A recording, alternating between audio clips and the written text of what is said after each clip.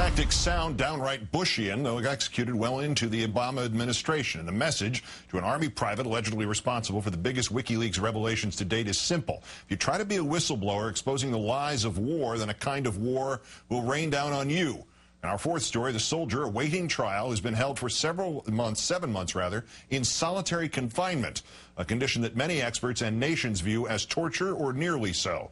Army intelligence private first-class Bradley Manning, believed to be the source for Wikileaks' most high-profile releases earlier this year, has been held for 7 months in solitary. This according to Salon.com, citing several people directly familiar with Manning's detention, as well as a Quantico Brig official, Lieutenant Brian Villiard, who confirmed much of it. Specifically, Manning has been detained at the U.S. Marine Brig in Quantico for 5 months, and for 2 months before that in a military jail in Kuwait. He has been designated a maximum custody detainee, despite reportedly being a model prisoner, exhibiting no signs of violence, under no suicide watch.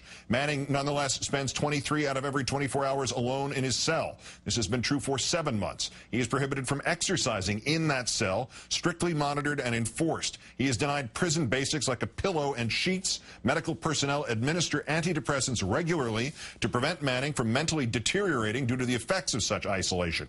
As Salon also noted, many reputable experts equate solitary confinement with torture, and a 2006 bipartisan commission on U.S. prisons recommended the elimination of prolonged solitary confinement, which it deemed as torturous conditions.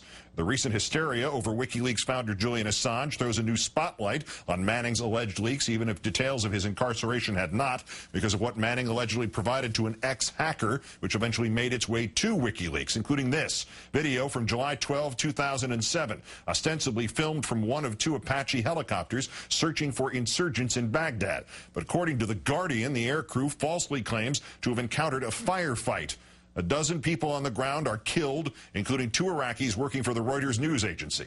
In July of this year, Wikileaks released other information reputedly connected to Manning, the Afghan war logs. The New York Times called that an unvarnished, ground-level picture of the war in Afghanistan that is, in many respects, more grim than the official portrayal. Bradley Manning faces charges of unlawfully transferring classified material to a non-secure computer and to an unauthorized third party. A spokesman for Manning's defense fund tells CBS News that Manning's trial is far from beginning. The Army must complete a psychological evaluation first, and Manning's defense and prosecutors can't agree on who is to conduct that evaluation.